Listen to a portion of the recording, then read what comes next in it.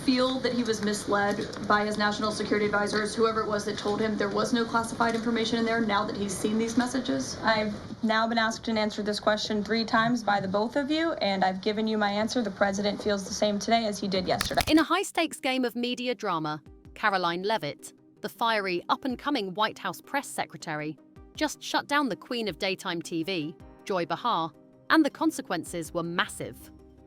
This isn't just another petty celebrity feud. We're talking about a full-blown media firestorm that's been shaking the foundations of The View.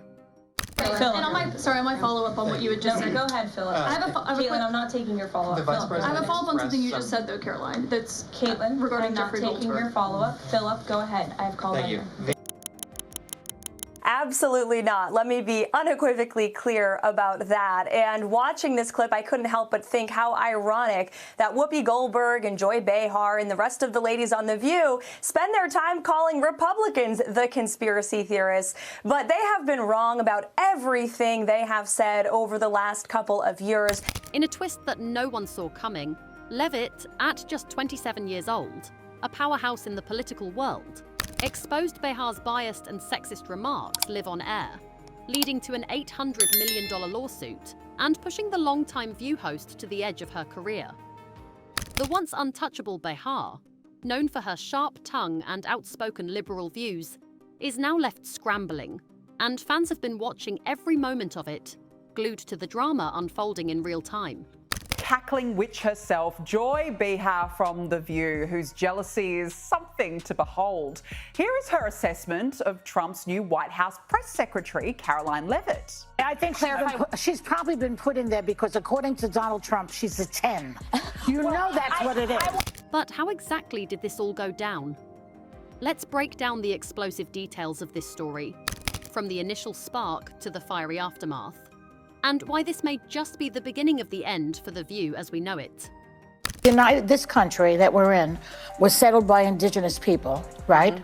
And yet they named the country after an Italian white man, Amerigo Vespucci. Yeah. That's what America is named after, Amerigo Vespucci, a white European.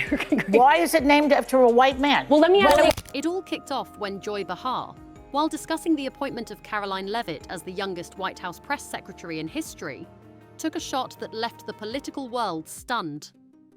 Instead of recognizing Leavitt's credentials and the significance of her role, Behar dismissed her appointment, suggesting it was all about looks.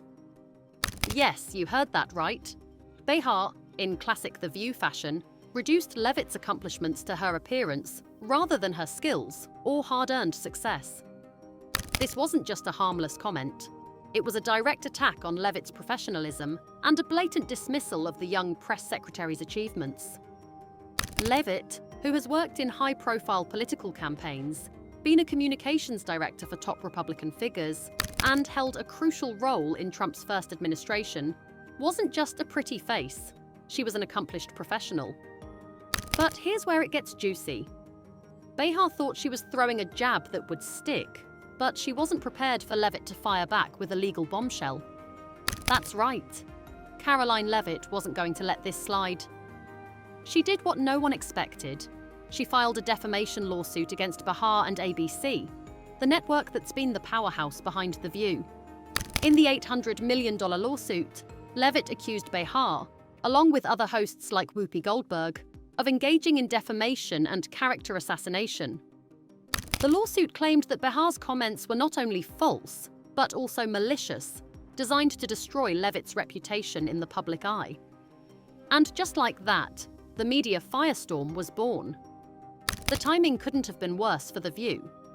ABC executives were now on the defensive, with their star host Behar at the center of a controversy that could destroy the network's credibility.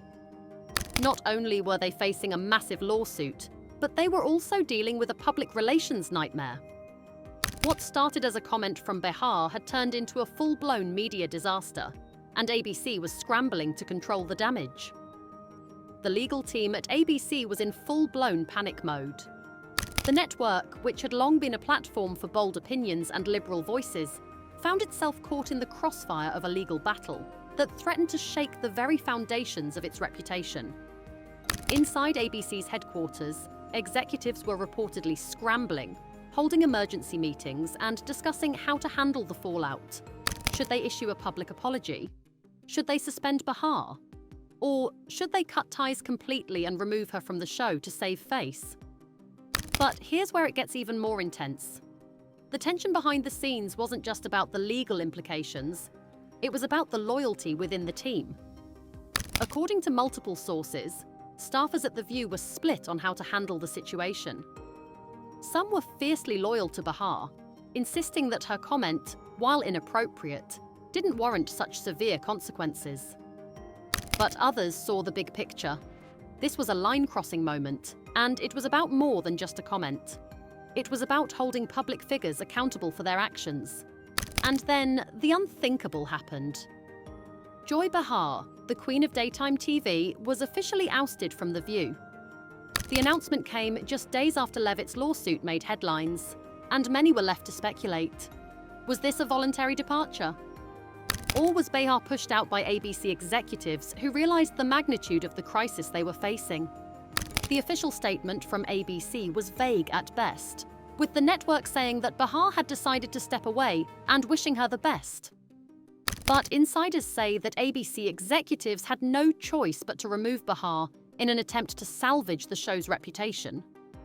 Behar, for all her outspoken moments and fiery commentary, had crossed a line, and ABC couldn't afford to let her continue to be the face of the show amidst the backlash.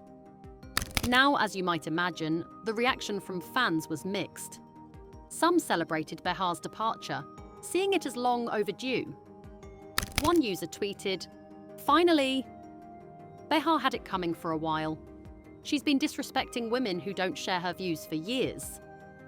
But there were also those who felt that Behar was unfairly targeted, and that her exit was more about political pressure than actual consequences for her actions. Then there was the backlash against the mainstream media, with many fans feeling that the left-wing media had been allowed to get away with spinning narratives for far too long. The View was supposed to be a place for debate and diverse opinions, not a platform to tear down women based on their political beliefs, one fan commented.